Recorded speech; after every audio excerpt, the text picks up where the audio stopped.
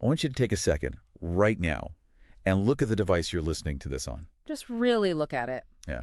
Maybe it's sitting in your hand, or on your desk. Yeah.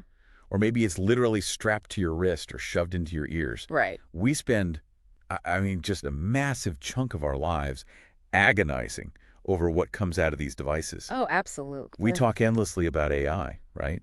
We talk about how it's, ruining the middle class or how young people are getting poorer. We worry about the algorithms. Yes, exactly. We are constantly being fed by these precise targeted algorithms. And everyone thinks, well, this is just corporate greed. This is just the tech giants wanting our attention. But that's not actually the scary part. No, it's not. The really terrifying part, the thing that is going to completely slap you in the face today, is this. You think you are using that tool to look at the world. Right. But actually, you are becoming a slave to the tool itself. The tool is using you. And what's absolutely crazy to me is that someone figured all of this out half a century ago. Long before the internet even existed. Welcome to today's deep dive. We are jumping into a book that basically caused an earthquake in the academic world. It's called Understanding Media by Marshall McLuhan. Published in 1964. Which is just wild. I mean, we are talking about a time when a personal computer was the size of a room. And used punch cards. Right. And this obscure English literature professor basically predicted the internet, the global village, and this massive information explosion we're trapped in right now. He mapped out the entire digital landscape decades before anyone even had a smartphone. So my mission for you today is simple. By the end of this deep dive, your reality is going to be completely dismantled. You will never look at a light bulb or a screen or even the clothes on your back the same way again. It is a massive paradigm shift. It forces you to rethink everything. Because, okay, let's just jump right into the core of this. The most counterintuitive, anti-logic thing McLuhan says. He says that the content we consume, the news, the TikToks, the podcast episodes, it is all completely irrelevant. It doesn't matter at all. How does it not matter? We fight so hard over what's on the news. We do, but we are looking at the wrong thing entirely. People think of a medium like a glass holding water, right? Okay, yeah. And if the water is polluted or toxic, we get mad at the water. Like getting mad at misinformation on social media. Exactly. We blame the content. But McLuhan says, the water doesn't actually matter. What matters is the physical glass. Because the glass changes the shape of your mouth when you drink from it. Wow. The medium itself is the message. It physically reshapes human interaction. The medium is the message. That's the famous line, right? It is. And it makes so much sense when you look at his ultimate example, the electric light bulb. Right. Pure information. Because a light bulb has literally zero content. None. A book has words. A TV has shows. A light bulb is just light. Unless you use it to spell out a neon sign, sure. Yeah, right. But inherently, no content. Yet, look at what the light bulb did. It completely shattered the boundary between day and night. It altered human existence on a biological level. Before the light bulb, human beings were controlled by the sun. Sun goes down, you go to sleep. But suddenly, you invent this little glowing glass orb, and boom, you can do brain surgery at midnight. You can play baseball in the dark. You can run factory shifts 24 hours a day. Exactly. So the message of the light bulb isn't the brain surgery or the baseball game. No. The message is that the entire scale and pace of human life was completely rewritten by the medium of artificial light. And that is the exact dynamic people miss today. If you have a massive factory automation system, right? Okay. It doesn't matter if that factory is making cheap cornflakes or luxury cars. The product is just a distraction. The cornflakes or the water in the glass. Exactly. The true message of that factory machine is how it completely destroys old village structures, fragments human labor, and turns people into isolated cogs on an assembly line. Man, that is just so... Basically, the content of any medium is just a shiny object. McLuhan calls it a juicy piece of meat that a burglar brings to distract the watchdog of the mind. Oh, I love that. A juicy piece of meat. So while we are passionately arguing with strangers online about, a controversial news story, the medium itself, the global network, is literally breaking into our minds and rearranging all the furniture. That is exactly what's happening. And it gets even more intense when you realize how physical this relationship is, because McLuhan says these technologies aren't just tools we pick up and put down. Right. They aren't external objects. No, they are literal physical extensions of the human body. This was the part that really broke my brain. Because he's not speaking in metaphors here. No, he means it biologically. Think about the wheel. We think, oh, the wheel is a cool tool.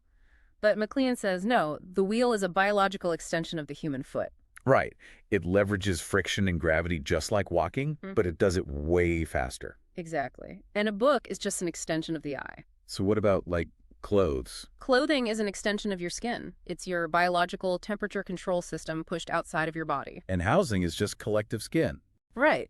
The book gives this amazing example of the Inuit people in igloos. The snow house, yeah. Which sounds crazy, using ice to stay warm. But thermodynamically, the igloo traps ambient body heat so perfectly that people can survive for days in sub-zero temperatures without food. Because it's acting like an external organ. Yes. If a human didn't have that technological extension, that extra skin, they would freeze to death in hours. Okay, so the mechanical age was all about extending our arms, our legs, our skin. But then we hit the electronic age. And this is where it gets terrifying. Yeah, because we didn't just extend a limb this time. With electronic media, we took our entire central nervous system, pulled it out of our bodies, and plugged it into a global wall socket. We completely exposed our most sensitive biological core. That is just such a horrific image. Like, my bare nerves are just stretched across the entire planet right now. And think about what that means for your brain. Your nervous system is designed to protect you, to process local stimuli. But now it's receiving instantaneous electrical shocks from every tragedy, every market crash, every war, everywhere on Earth, all at the exact same millisecond.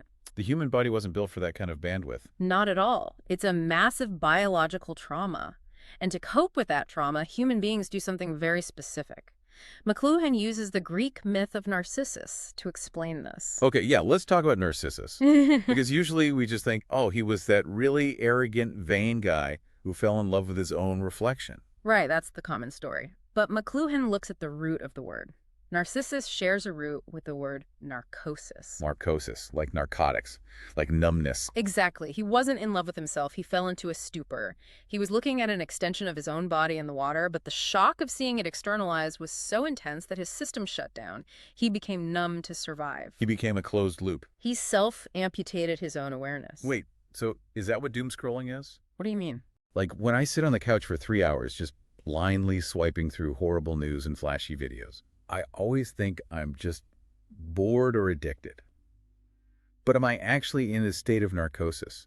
Like, my brain is so overstimulated by this extended nervous system that it's applying localized anesthesia. That is precisely what is happening. You are amputating your own perceptions just to survive the intense shock of the screen.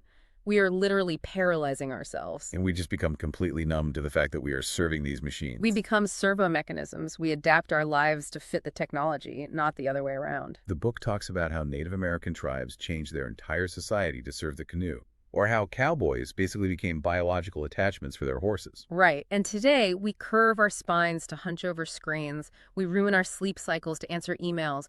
We are just biological batteries keeping the network alive. God, that is so bleak. But, okay, if we are going to understand how this matrix actually manipulates us, we have to talk about how McLuhan categorizes different media, because this part felt completely backward to me at first. You're talking about hot versus cold media. Yes. And let me just say, if you think you know what words mean, throw that out the window right now. It is very counterintuitive. So he says hot media is high definition, meaning it is completely saturated with data. It gives you a crystal clear, unambiguous picture. Right. Examples would be a photograph or the radio or a densely printed book. Okay. And because it's so full of data, a hot medium actually requires very low participation from you. Yes. It spoon feeds you. You don't have to work to understand it. You just passively receive it. But then cold media is the opposite. Low definition, very little information, blurry, incomplete. Like the telephone or cartoons or verbal speech. And the most shocking one he lists as a cold medium. Television. Well, television as it existed back then. Right. But still, this drove me crazy because we always say watching TV is for brain-dead couch potatoes. It's the ultimate passive activity. How could watching TV possibly be a cold, highly participatory medium, but reading a difficult, complex philosophy book is hot and low participation? I know it sounds wrong, but you have to separate intellectual difficulty from physical, sensory participation. Okay, break that down for me. Think about a printed page. Visually, it is 100% complete. Every letter is perfectly defined. Your eyes just passively scan the data. The medium does all the work. It's a complete visual package. But the television of McLuhan's era, the cathode ray tube, wasn't a solid picture. It was just a blurry, low-resolution mosaic of glowing dots and scan lines shooting at you. So it was physically incomplete. Exactly. To even see a human face on that screen, your brain and your optic nerve had to constantly work overtime, involuntarily filling in the blanks and connecting those dots millions of times a second. Oh, wow. So I am physically forced to participate just to make the image exist. Yes. You are deeply neurologically involved, and this completely alters how information hits you. The best proof of this is the historical analysis of the 1960 presidential debate. Nixon versus Kennedy, the first televised debate. This is such a perfect example. It really is. So, if we look at it through this lens, Richard Nixon was a very hot candidate. Right. He was intense, sharp, high definition. He gave you all the hard facts and policies. He was like a printed book. And because of that, he was perfect for the hot medium of radio. Radio listeners didn't have to work to get his message, and historically, the people who listened on the radio overwhelmingly thought Nixon won the debate. But the people who watched on TV, they experienced totally different reality, because John F. Kennedy was a cold candidate. He was relaxed, a bit detached, kind of blurry on the hard details. he left gaps. Yes. He gave the audience space, and on the blurry, low-definition, cold medium of television, that was perfect. The TV viewers had to lean in, fill in the blanks, and project their own ideas onto him. They participated in creating his image. While Nixon just looked sweaty and overwhelming on the screen because he was too hot for a cold medium. Exactly. And the TV audience overwhelmingly thought Kennedy won. So the medium literally decided the reality of a presidential election. Not their policies, just how their physical temperatures meshed with the technology. That's the terrifying power of cold media. When a medium forces you to fill in the blanks, you become deeply emotionally invested because you helped build the message in your own head. Which perfectly explains why memes and short fragmented videos today are so incredibly powerful for manipulating people. Precisely. Okay, so we've looked at the light bulb, the nervous system, TV versus radio. But McLuhan doesn't just stop at modern gadgets. He actually goes back and rewrites the entire history of the human race based on this. He calls it the Great Rupture. Let's talk about the birth of the visual man. Because he says before writing, ancient humans were tribal. They lived in an acoustic space. What does acoustic space actually mean? Think about how sound works. Sound doesn't have boundaries. It wraps around you. It comes from everywhere at once. You can't turn your ears away from it. Right. So in a purely oral tribal culture, everyone is deeply emotionally interconnected. You are physically enveloped in the shared vibrations of your community. There is no isolated, private individual. It's a holistic, emotional space. But then, the phonetic alphabet is invented. And it shatters everything. Which is so crazy to hear, because we're taught that writing and literacy are the greatest achievements of human civilization. How is writing a trauma? Because it forces a massive sensory amputation. The alphabet takes the rich, emotional, multisensory experience of spoken sound, and it chops it up into meaningless, abstract visual symbols arranged in a strict, straight line. So if I'm in a tribe and someone screams wolf, I hear the terror, the volume, the breath. It's an immediate shared emotional event. But if you write WOLF on a piece of paper... I've stripped all the emotion and reality out of it. It's just 4 silent shapes in a line. Yes. And over generations, that medium trains the human brain to think visually, linearly, and sequentially. We learn to divide, to specialize, to break everything down into parts. We traded our ears for our eyes. And we gained science, logic, and engineering. But McLuhan says the price we paid was becoming schizophrenic. We became fragmented, detached, alienated beings. We lost our wholeness. And that detached linear thinking is what built empires. Absolutely. The book looks at the Roman Empire. You know, people think armies built Rome. Right, swords and shields. But structurally, Rome was built on 2 specific media technologies, papyrus and paved roads. Paper and roads. Yes, because if you only have spoken word or heavy clay tablets, information moves slowly. Power stays decentralized. But if you have cheap paper and paved roads, you radically increase the speed of information. Speed is the secret weapon. When written orders can travel at high speed from a central hub to the edges of a territory, you can suddenly manage a massive centralized military bureaucracy. The medium physically dictated the borders of the empire. Wow. And then we see the same pattern with numbers, too. The text talks about numbers as a technology. Numbers are an extension of the sense of touch. They group things together. Right. And in the digital world, we literally become numbers. We think we have all this individuality online, but really we're just zeros and ones being categorized by algorithms. Yeah. Creates this terrifying mass crowd psychology. We are assimilated into the collective. Which brings us to the most dangerous part of all this, the shift from the mechanical age to the electronic age. The great reversal. McLuhan has this law, right? That when any medium is pushed to its absolute extreme limit, it reverses its characteristics entirely. Yes. And the mechanical age, the era of the printing press, roads, factories, was all about outward explosion, expansion, fragmentation, spreading out from the center. But then we invent electricity, and electricity doesn't just speed up the mechanical world. No, it destroys it. Because electric speed is basically instantaneous. It moves at the speed of light. So if I can send a message from Tokyo to New York instantly, you have completely erased time and space. And when space disappears, that outward mechanical explosion suddenly reverses into a massive, violent implosion. The entire globe is compressed inward on itself instantly. And this is what he calls the global village. Yes, the term everyone misuses. Seriously, people use global village as this beautiful utopian world peace slogan, like, oh, the internet is making us a global village, we're all so connected. But a real village is not a utopia. It's a nightmare. I mean, think about living in a tiny historical village. Everyone is in your business. There's constant gossip. You are emotionally entangled in everyone's drama all the time. There is no privacy. If someone causes a scene in the town square, the whole village reacts emotionally and aggressively. And that is exactly what the internet did to us. It didn't make us rational global citizens.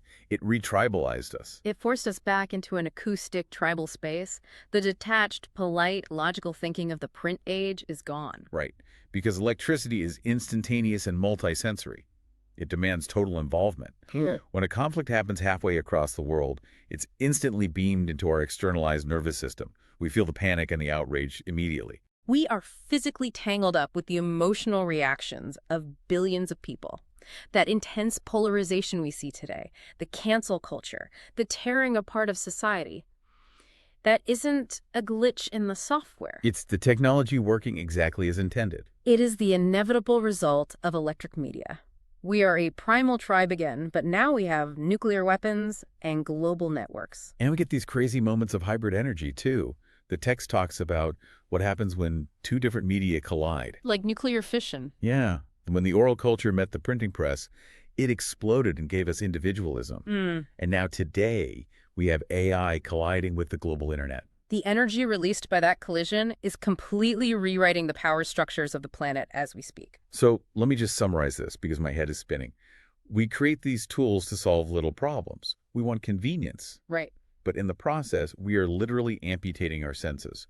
We are rewiring our brain chemistry. We are sleepwalking through a total restructuring of civilization. And we are just completely oblivious because we're distracted by the content. We are staring at the reflection in the water and slowly going numb.